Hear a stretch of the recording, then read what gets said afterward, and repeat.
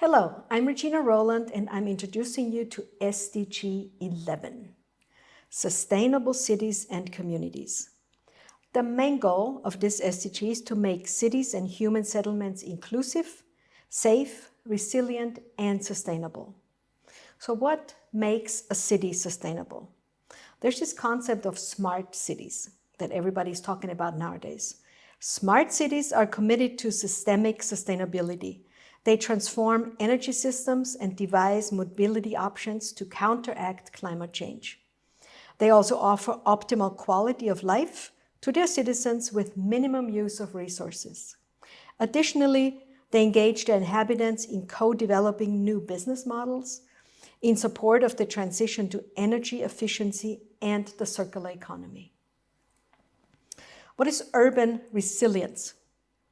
It means the ability of urban systems to maintain stability during stress and also the flexibility to adapt to changing conditions. A major aspect in city development is affordable housing.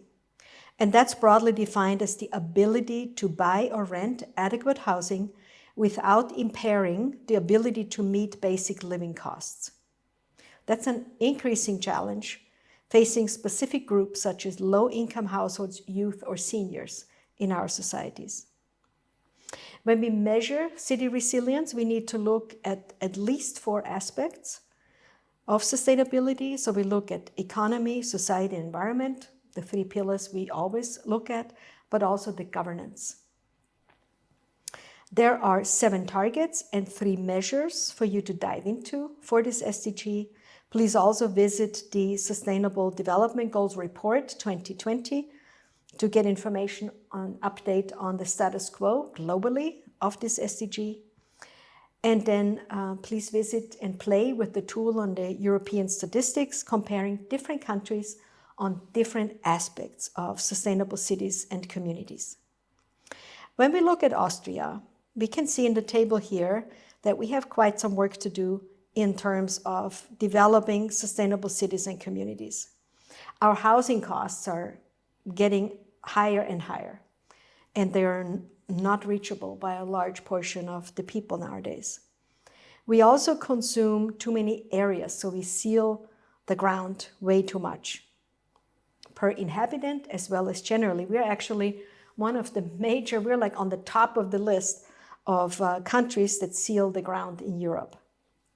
We need more public expenditures on culture and Baukultur heritage. And we also produce way too much municipal waste. So what are the main issues to solve immediately? It's the high impact of environmental pollution on health in cities. So that's fine particles, bad air, cigarette smoke, things like that. We have an above average sealing of the ground, so we're destroying valuable green spaces that way. And we need more sustainable transportation and affordable, sustainability-oriented housing in Austria. When we think about what organizations could do to contribute to this SDG, we first want to remember the core purpose of this organization, who the stakeholders are in that system, how this SDG impacts this particular organization, what challenges and costs emerge from this impact, and on the other hand, what opportunities and benefits arise at the same time.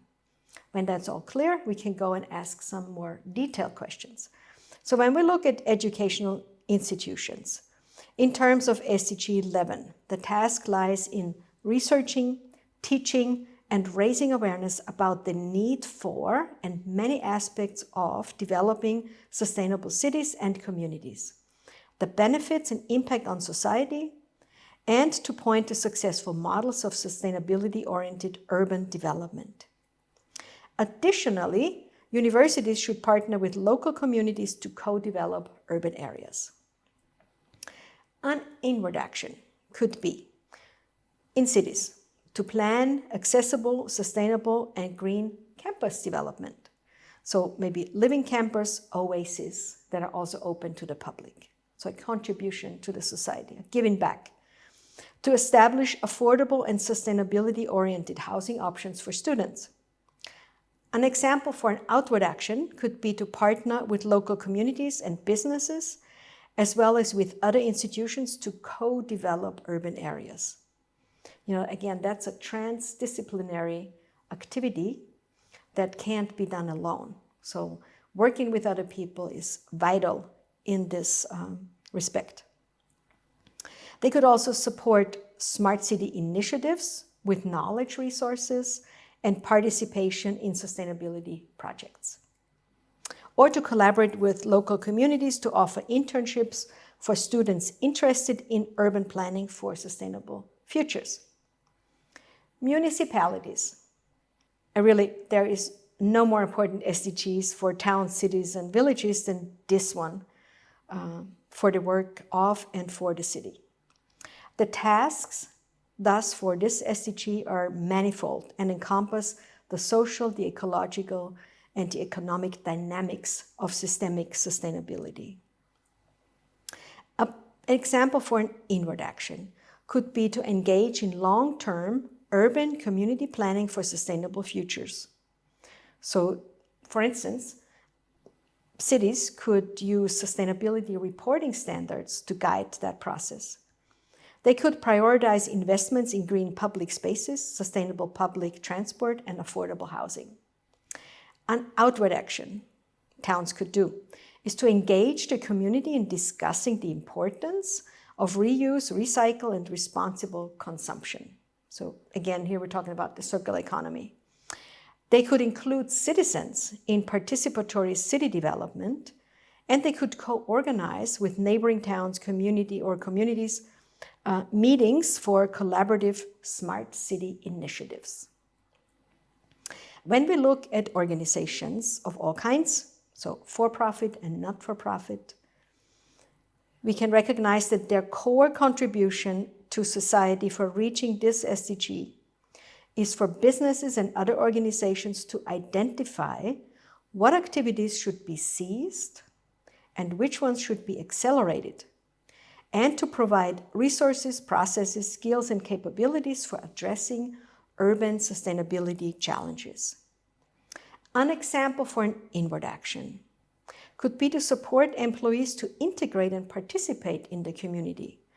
They could consider that activity paid work.